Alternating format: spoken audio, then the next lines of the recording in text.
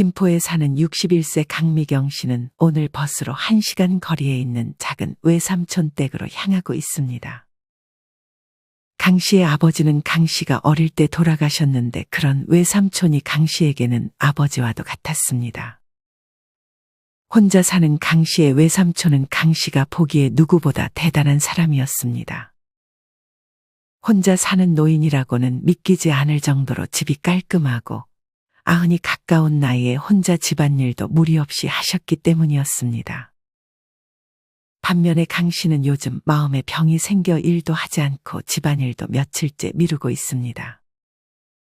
강 씨는 외삼촌 집에 한 달에 한 번 정도 방문했는데 최근에는 잘 가지 못하다가 오랜만에 다시 가고 있습니다. 외삼촌 집에 도착한 강 씨는 도어락이 없는 삼촌의 집에 노크를 하고 안으로 들어갔습니다.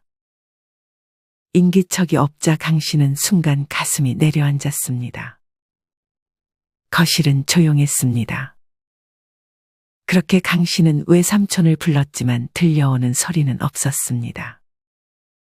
강 씨는 그렇게 두려운 마음으로 방문들을 열기 시작했습니다. 마침내 주방 옆에 있는 작은 방에 노크를 하고 들어갔는데 외삼촌은 이어폰을 꽂고 노래를 들으며 초집중 상태로 그림을 그리고 있었습니다. 왔어? 삼촌 왜 대답이 없으세요? 놀랬잖아요. 노래 듣느라 못 들었어. 식사는 하셨어요? 밥은 먹었지? 무슨 일 있어? 안색이 안 좋네. 실은 요새 좀 힘들어서요. 그렇게 강 씨는 바닥에 앉아 삼촌에게 속마음을 털어놓았습니다. 조카의 말을 듣고 있던 삼촌은 강 씨에게 집안 정돈을 먼저 해보는 게 어떻겠냐고 조언했습니다. 이러다가 혼자 고독 쌓을 것 같아요. 일단 너한테는 시간이 약일 수 있는데 그 시간 동안 가만히 있는 것보다 집을 먼저 한번 정리해 보는 게 어때? 나도 네 나이 때 정말 한번 크게 우울했던 적이 있었지. 그때가 외숙모 돌아가실 때였나요? 맞아. 그때 우리 집 봤지? 난장판이 따로 없었어. 근데 뭐라도 해야겠다 싶어서 집안 정돈을 해보니 어깨도 가벼워지고 몸도 마음도 가벼워지더라고. 그리고 이렇게 가볍게 살아가니 지금도 좋아. 그 이후로 뭐 또 줄일 거 없나 생각하면서 물건도 비워내고 물건 이외에도 줄일 건 줄이면서 살아가니 행복하더라고. 그중 특히나 관계와 건강 관련한 것들도 있고. 무언가를 줄이는 게 포인트네요. 그럼 뭘 줄이면 좋을까요? 삼촌은 노트를 꺼내 잠깐 기다려보라 말하고 무언가를 막 적기 시작했습니다. 나이 들수록 총 6가지 정도를 줄여주면 좋은데 하나씩 설명해 줄게. 그 첫 번째는 불필요한 경조사에 가는 걸 줄이면 좋아. 안 그래도 별로 안 친한 지인 자녀 결혼식이나 시부모상까지 문자가 오는 경우가 많아요. 나도 한때 연락 오는 곳은 모두 참석했는데 막상 내 와이프 장례식에 찾아온 사람은 반의 반도 안 됐던 것 같아. 그럴 때 참 회의감이 느껴지지. 괜시리 마음이 우울해지기도 하고 말이야. 강 씨의 삼촌이 말한 첫 번째로 줄여야 할 것은 불필요한 경조사 참석이었습니다. 경조사 연락을 돌릴 때 양가 부모상에 자녀 결혼식 그리고 돌잔치까지도 연락을 돌리는 사람도 있습니다. 여러분은 지인의 시부모상까지 참석하시나요? 만약 친한 지인이 여러분에 대한 배려가 있다면 시부모상은 굳이 알리지 않을 것입니다. 그리고 이미 준 만큼 되돌려 받았다면 자녀 결혼도 축의금 안 내도 되니 와서 밥만 먹고 가라고 할 것입니다. 하지만 좋지 않은 관계라면 축의금 받으려고 친한 척 하다가 자녀 결혼식이 끝나면 나 몰라라 하는 경우도 많습니다. 결혼식 이후에 안부조차 이야기한 적 없는 경우도 허다합니다. 요새는 결혼식 뷔페 밥값도 비싸다 보니 기본 10만 원을 해야 하는 분위기라 그냥 안 가고 5만 원만 보내주는 경우도 많습니다. 또한 그렇게 열심히 경조사에 참석했다 한들 내친 돈을 거의 돌려받지 못하는 경우도 허다합니다. 물론 돈 돌려받으려 참석하는 거냐고 반문할 수 있지만 낸 만큼 받기를 기대하는 사람 심리는 어쩔 수 없습니다. 어떤 분은 몇 년 동안 내친 경조사비가 500만 원 가까이 되었는데 폐혈증으로 돌아가신 아버지 장례식에 걷어들인 부조금이 고작 50만 원 돈이라며 돈도 돈이지만 그런 관계 때문에 상처를 받기도 했다는 글을 남겨주셨습니다. 이처럼 모든 지인의 경조사를 다 챙길 필요는 없습니다. 정말 마음에 우러나와서 축하해 줄 수 있는 지인, 같이 슬퍼해 줄 수 있는 가까운 친구들의 경조사만 잘 챙기면 되는 것 같습니다. 무엇보다 경사보다는 조사를 먼저 챙기는 것도 좋습니다. 좋은 날 축하해 주는 것보다 힘들 때 옆에 있어 주는 것이 더 의미 있지 않을까 생각합니다. 경조사에 대한 여러분만의 기준이 있으신가요? 없다면 비용이나 어느 정도 가까운 사람의 경조사에만 참석할지, 어떤 특정 경조사에만 참석하고 시부모상이나 돌잔치 같은 경우는 제외하는 등의 기준을 세워보세요. 만약 내가 정말 좋아하는 지인이라면 경조사보다 평소에 잘 챙겨주는 것도 좋습니다. 경조사에는 자기도 모르게 이 사람은 이 정도 금액으로 도와줄 것이다라는 기대가 있을 수 있지만 아무런 기대가 없는 평소에 누군가 잘 챙겨준다면 더 큰 감동으로 다가올 것입니다. 안 그래도 이번 달에만 경조사 연락 2개 받아서 갈지 말지 고민했는데 그냥 안 가야겠어요. 그중 한 명은 우리 엄마 장례식에 오지도 않은 동창이라 상처받았었는데. 그래? 그런 걸로 상처받지 않는 게 좋지. 그 다음 2번째로 줄여야 할 건 뭐예요? 2번째는 바로 부정적인 말 습관이야. 좀 뻔하다고 생각했지? 근데 이게 아주 중요해. 뻔한 얘기일 수 있지만 알고도 잘 못하는 거잖아요. 맞아. 이것도 습관이라 무의식적으로 자꾸 이렇게 말하게 되면 마음이 힘들 수밖에 없어. 강 씨의 삼촌이 고른 줄여야 할 2번째는 부정적으로 말하는 습관이었습니다. 누군가는 집안을 정리할 때도 이미 더러워서 손 뗄 수 없어. 이렇게 된 건 다 부모님 탓이야 와 같은 말을 하면서 정리를 미루지만 누군가는 집이 더러워져도 이미 집이 더러워졌다는 사실은 바꿀 수 없어. 근데 집을 조금이라도 치워볼 수 있잖아. 난 할 수 있어. 한 개만 버려보자 라고 말하며 집을 치우다 완전히 깨끗한 집으로 탈바꿈 시키기도 합니다. 말을 어떻게 하는지에 따라 행동이 달라진다는 사실은 다들 알 것입니다. 이는 수많은 연구에서도 밝혀진 사실입니다.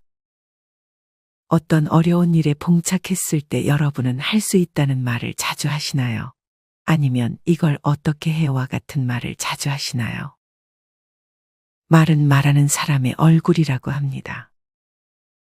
그래서 말을 신중히 해야 하고 어떨 때는 말을 하지 않는 게 많은 도움이 됩니다. 이 밖에도 나이 들수록 많아지는 말을 경계해야 합니다. 특히나 나이가 들면 다른 사람에게 조언을 하고 싶은 경우도 많이 생깁니다. 굳이 상대가 요청하지 않은 경우라면 괜히 말을 많이 해서 그 와중에 또 말실수를 하게 되는 경우를 피해야 합니다.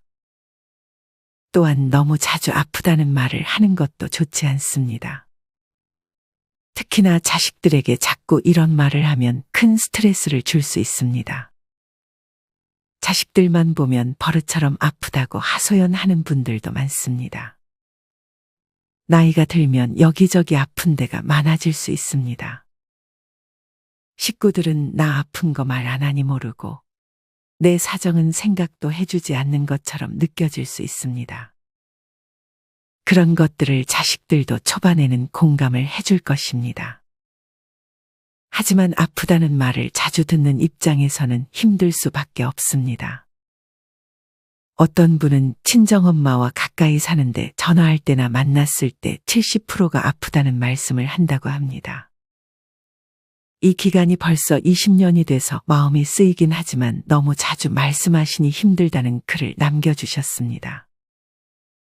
아프다는 말은 나에게도 주변에게도 좋은 영향을 주진 않으니 주의가 필요합니다. 이 밖에도 굳이 나의 개인사를 남에게 털어놓는 것은 피하는 것이 좋습니다. 대부분의 사람들은 남의 아픔을 즐기는 경우가 많다고 합니다. 심지어 말을 들어주는 동안에는 공감해주지만 뒤돌았을 때는 여러분의 개인사를 남에게 전달하고 여러분의 슬픔을 자기의 즐거움으로 만들기도 합니다. 에이, 설마 그렇게까지 할까 싶지만 이는 주위에서 흔하게 일어나는 일입니다. 말은 정말 쉬우면서도 어려운 것 같아요. 요새는 할 수 없어, 귀찮아라는 말이 제가 하는 말의 거의 전부였던 것 같아요. 그럴 때는 할 수 없을 것 같지만 해보자, 귀찮지만 해보자와 같이 부정적인 말 뒤에 긍정적인 말을 붙여주는 것도 많은 도움이 될 거야. 내가 그렇게 해서 변한 거니까 자신 있게 말할 수 있어. 꼭 삼촌 말대로 해볼게요. 그 다음 세 번째는 뭐예요? 세 번째는 몸속의 염증이야. 염증이요? 그건 한 번도 생각 안 해봤던 건데. 특히나 만성염증은 정말 관리를 잘해줘야 돼.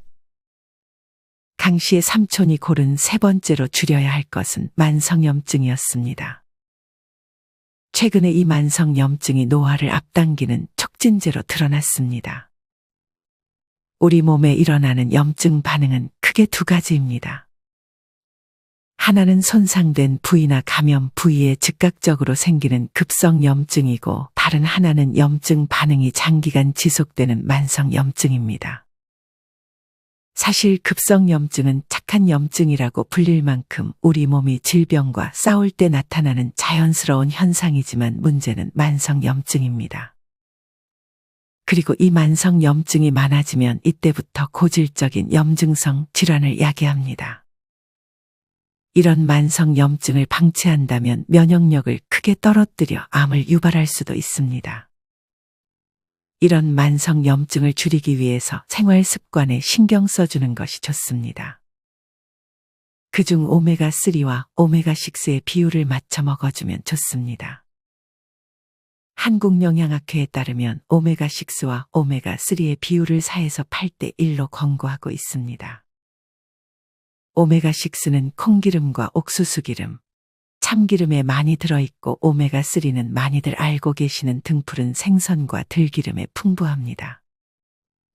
그리고 녹차도 도움이 됩니다.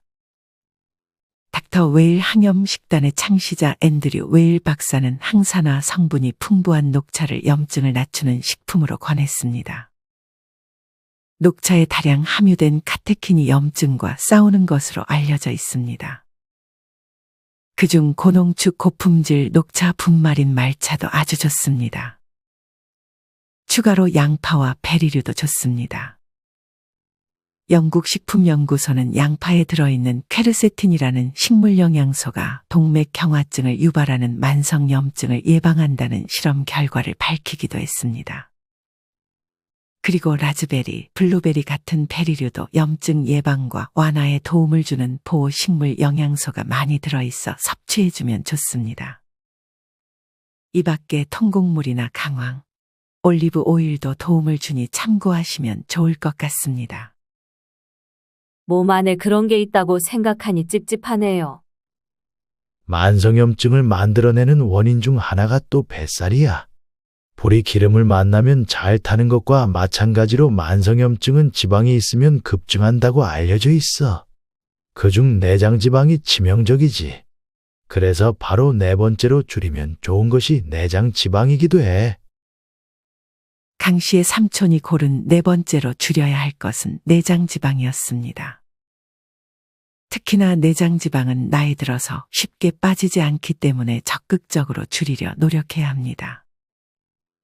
내장 지방은 고혈압, 고혈당과 같은 성인병이 복합적으로 나타나는 대사증후군의 원인으로 지목되기도 합니다. 특히나 노년층의 경우 체중은 정상이어도 복부 비만에 해당한다면 치매 발생 위험이 커진다는 연구 결과도 있습니다. 만약 노인 남성의 경우 복부 둘레가 90cm, 여성의 경우 85cm 이상이라면 치매 발병 위험률이 현저하게 증가하는 것으로 알려져 있습니다. 특히나 나이가 들수록 근육이 빠지면서 나이살이 생기기 쉬운데 남성의 경우 남성 호르몬 분비가 줄어 잉여 에너지가 지방으로 축적될 수 있으니 더욱 주의해야 합니다. 내장 지방을 줄이는 두 가지 방법은 조금은 뻔하지만 저열량 식사와 하체 근력 운동입니다. 저열량 식사를 할 때 특히나 탄수화물 과다 섭취에 주의해야 합니다. 이 중 도넛이나 과자, 흰빵에 들어있는 나쁜 탄수화물이라 불리는 정제 탄수화물을 줄여주는 것이 좋습니다. 대신 잡곡밥, 현미밥, 고구마, 감자 등의 비정제 탄수화물을 자주 섭취해주면 포만감을 유지하는 것도 도와주기 때문에 저열량 식사가 가능해집니다. 그리고 몸 전체 근육의 70% 정도 비율을 차지하는 허벅지와 다리 근육 운동을 무리하지 않는 선에서 매일 해주면 좋습니다. 삼촌은 운동하기에 무리가 있지 않아요? 그래도 몇 년 전까지는 스쿼트도 꾸준히 했어. 이제는 스쿼트 대신 집에서 몸을 부지런히 움직여주고 있지. 일상에서 활동량만 늘려도 내장 지방 줄이는 데 도움이 되니까. 저도 집 정리 부지런히 하면서 활동량부터 늘려봐야겠네요. 그 다음 5번째는 뭐예요? 벌써 5번째야. 5번째는 인정 욕구를 줄이는 게 좋아. 근데 보통 인정 욕구는 나이 들수록 줄어들지 않아요? 그렇지 않아? 심리학자 아들러는 나이 들수록 위기라는 불안감에 휩싸이는 까닭을 인정 욕구 때문이라고 했어. 그렇게 나이 먹어갈수록 인정 욕구가 강해지면 심리적인 긴장이나 초조감이 더 심해지기도 해.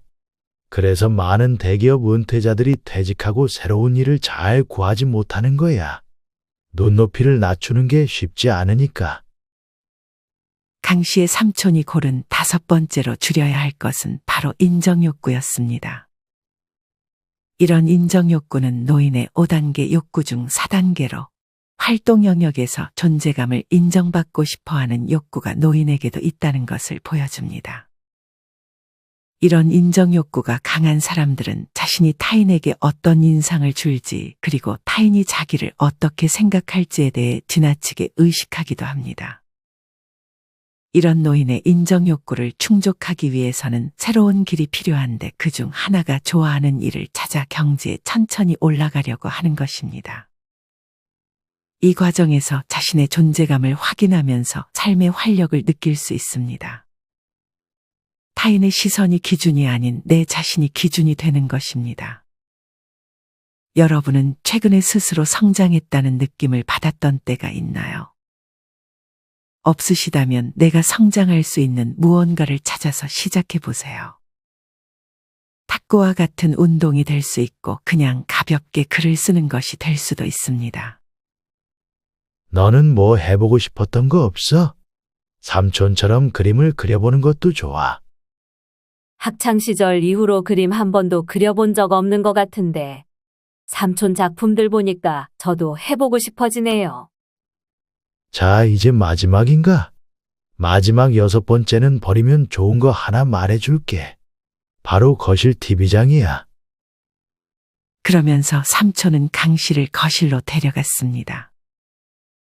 어쩐지 처음 딱 들어왔을 때 집이 더 넓어 보였는데 제가 오랜만에 와서 그런 줄 알았어요. 근데 알고 보니 거실장을 치우셨군요.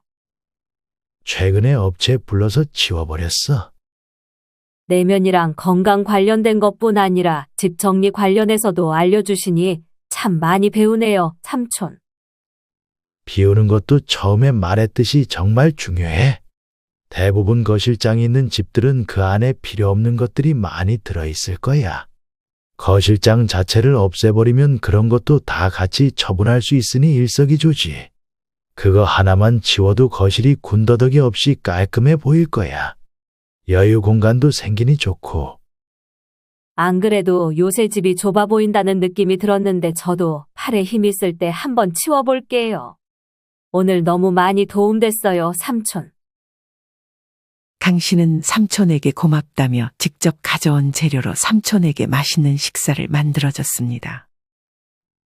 밥을 먹으면서 강 씨는 삼촌에게 집을 깔끔하게 하는 노하우에 대해 물었습니다.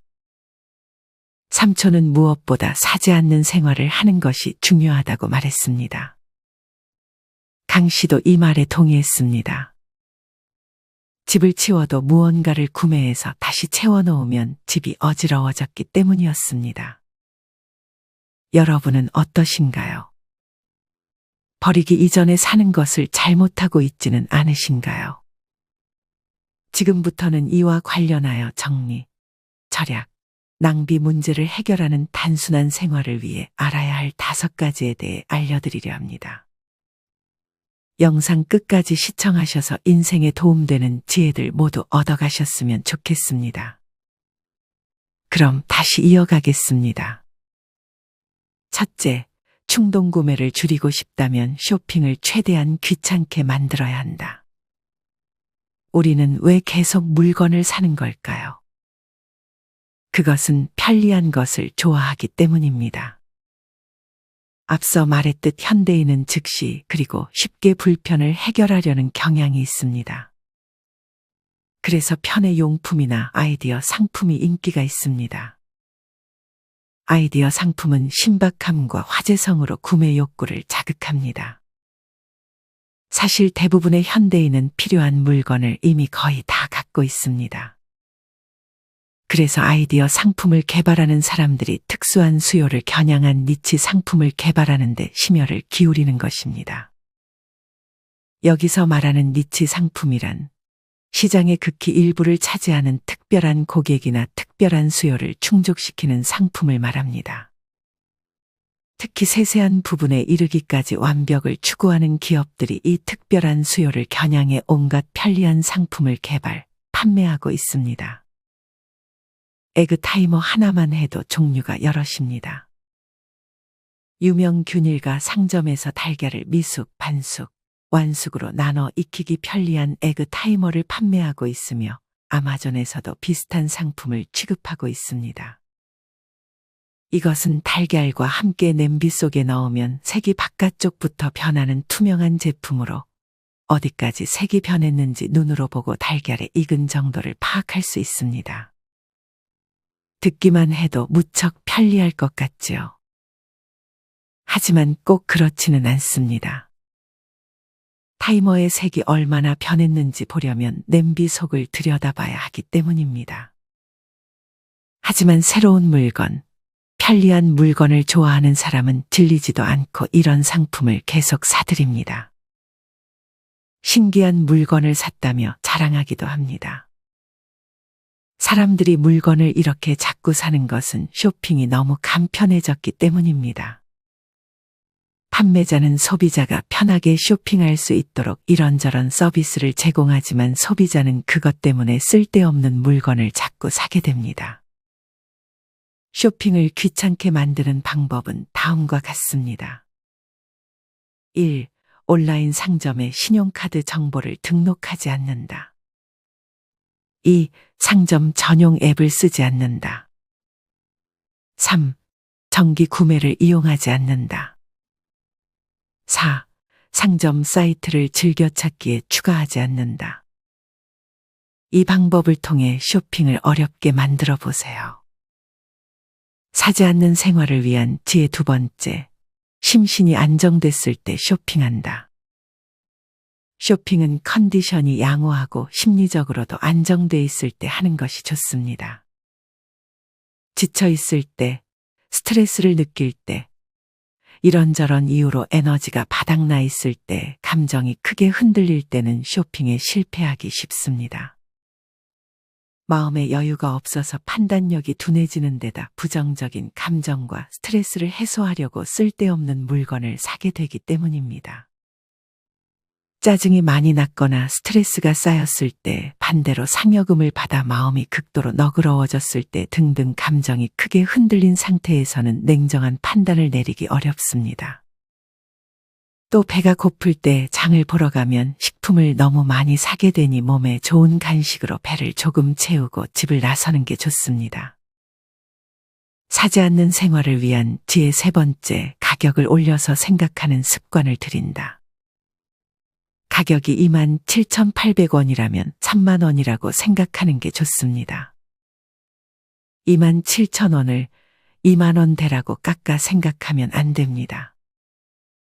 모든 가격을 이렇게 올려서 생각하다 보면 그게 습관이 될 것입니다. 24,900원짜리 물건을 보자마자 25,000원이나 30,000원이라고 받아들이게 되는 것입니다. 물건에 990원, 980원, 790원 등 어중간한 가격을 붙이는 상점이 많습니다. 그래야 가격이 싸게 느껴져 소비자가 쉽게 구입하기 때문입니다. 가격이 이렇게 어중간하면 데이터 입력이나 상품 관리에 더 많은 수고가 들겠지만 그 수고를 보상하고도 남을 만큼 매출이 올라가는 것입니다. 가격이 33,000원이나 44,000원 등으로 깔끔하게 떨어지는 상품도 있긴 한데 잘 보면 그것들은 대개 1+1 패키지 또는 세트로 판매되는 경우입니다.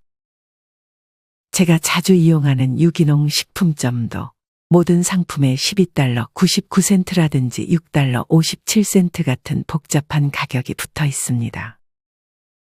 그래서 가계부에 기록할 때는 전부 조금씩 올려서 13달러, 7달러라고 적고 합계만 실제 금액으로 산출합니다.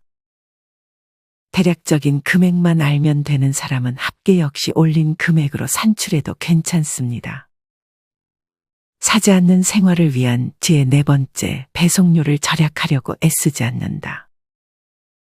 일정 금액 이상을 결제하면 상품을 무료로 배송해주는 온라인 상점이 많습니다.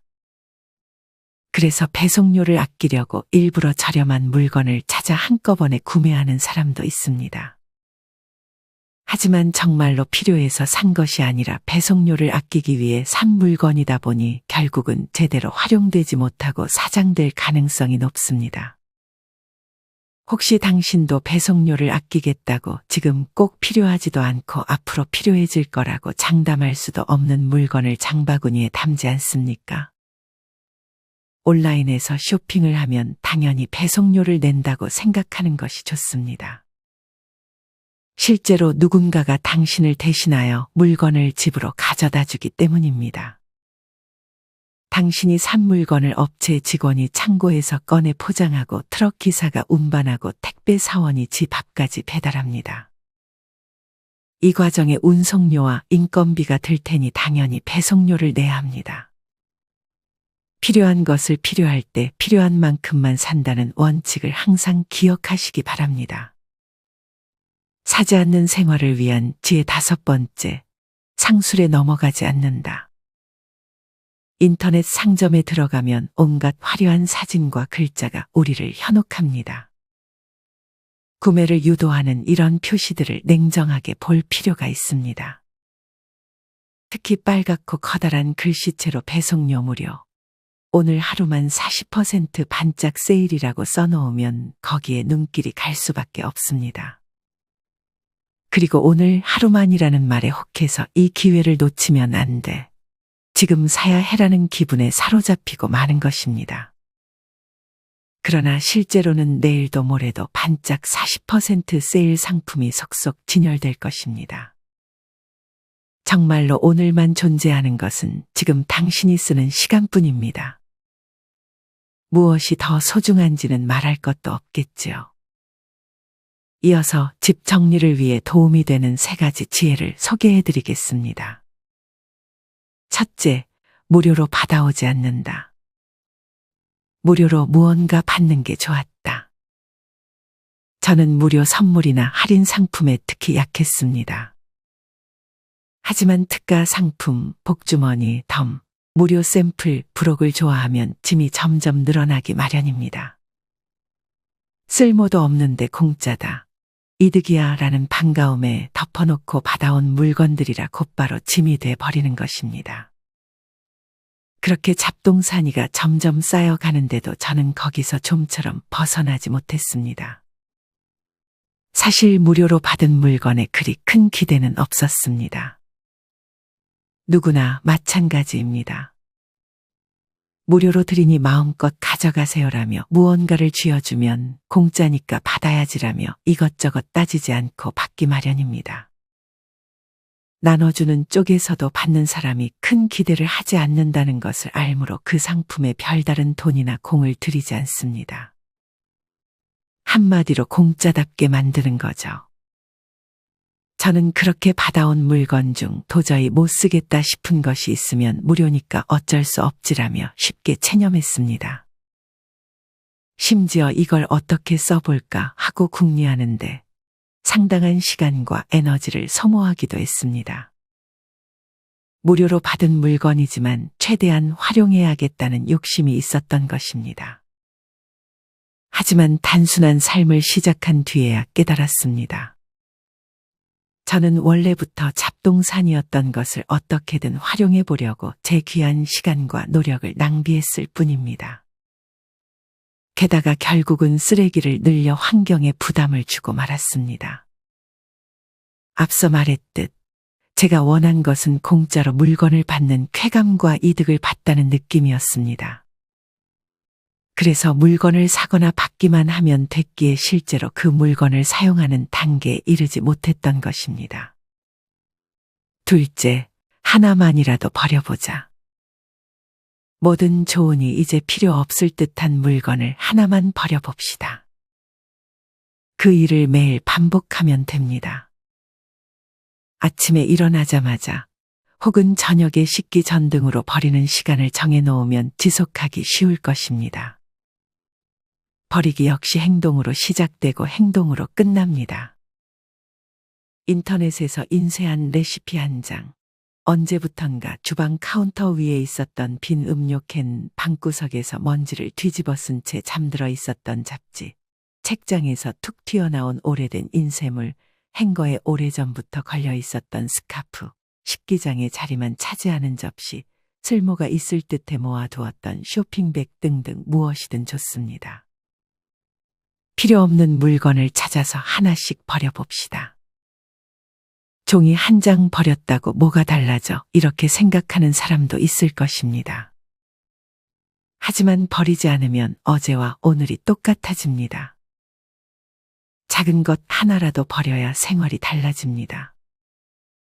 지금 이 순간 종이 한 장을 버리는 행동이 1년 후 당신의 미래를 크게 바꿀 것입니다.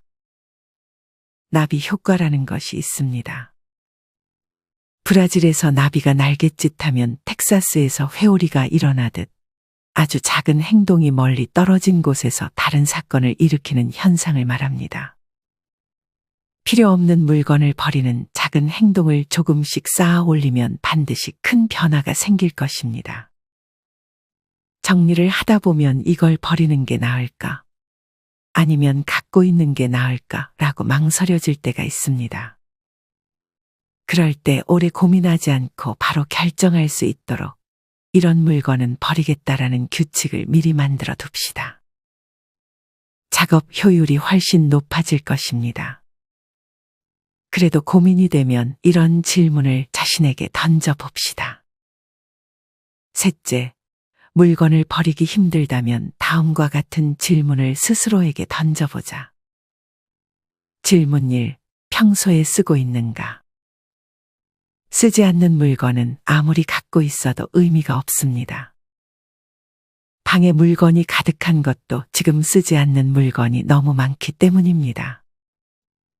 평소에 얼마나 쓰는지 생각해보고 별로 쓰지 않는다고 판단되면 처분합시다. 혹시 쓸지도 모르는 물건이나 특수한 상황이 발생했을 때 쓸모 있을 것 같은 물건은 그냥 쓰지 않는 물건입니다. 질문 2. 억지로 쓰고 있지는 않은가? 억지로 쓰는 물건도 버립시다. 선물 받은 물건이 여기에 많이 해당될 것입니다.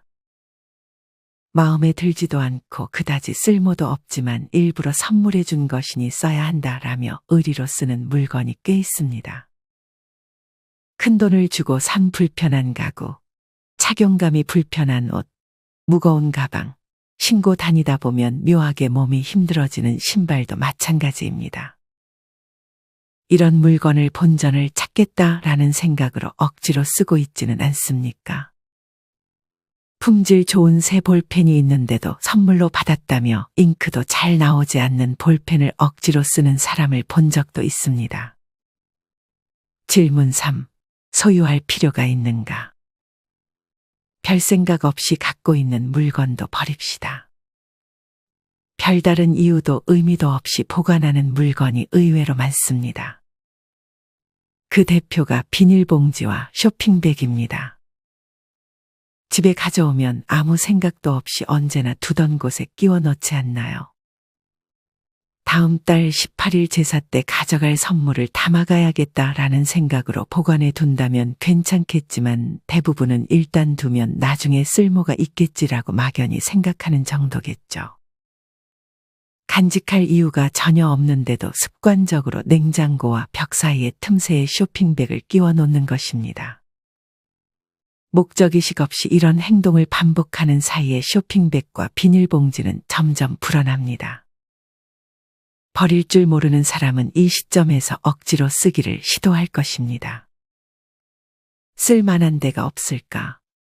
종이봉투를 잘 수납하는 방법이 없을까? 균일과 상점에 편리한 수납 용품이 있을지도 몰라. 쇼핑백으로 무언가 만들 수 있지 않을까? 그리고 인터넷에서 활용법을 검색하거나 도서관에 가서 수납 노하우를 다룬 잡지를 빌려볼지도 모릅니다. 그러나 애초에 특별한 목적 없이 갖고 있을 뿐이니 그럴듯한 용도를 찾지 못할 것입니다. 결국은 쓸데없는 고민이나 일이 늘어날 뿐이죠. 이유 없이 보관하는 물건이라는 사실을 알아챘다면 곧바로 버리는 것이 상책입니다. 마지막으로 초보자에게 추천하는 사지 않는 도전 몇 가지를 제안해 보겠습니다. 처음에는 충분히 실현할 수 있는 목표를 세워야 합니다. 예를 들면 다음과 같습니다. 일주일에 하루는 돈 쓰지 않는 날로 지킨다. 한 달간 편의점이나 균일과 상점에 가지 않는다. 한 달간 쿠키나 초콜릿을 사지 않는다. 6개월간 잡지를 사지 않는다. 6개월간 행사 상품을 사지 않는다. 집에 있는 새 책 10권을 다 읽을 때까지 다른 책을 사지 않는다. 6개월간 소모품을 대량 패키지로 구입하지 않는다. 1년간 옷을 사지 않는다. 이외에도 다양한 아이디어가 있을 것입니다. 쉬운 것부터 시작하고 익숙해지면 조금씩 목표를 높여보세요. 여러분은 오늘의 영상 내용에 공감하시나요? 알고는 있었지만 차마 실천하지 못했던 부분들도 있을 것입니다. 만약 이 중 한 가지만이라도 실천해 볼 가치가 있다면 오늘 당장 실천해 보는 것은 어떨까요? 실천하는 여러분을 인생지혜가 응원하겠습니다. 이상으로 오늘의 영상을 마치겠습니다. 우리 모든 구독자분들의 행복한 여생을 응원합니다. 다음에 더 좋은 내용으로 찾아뵙겠습니다. 감사합니다.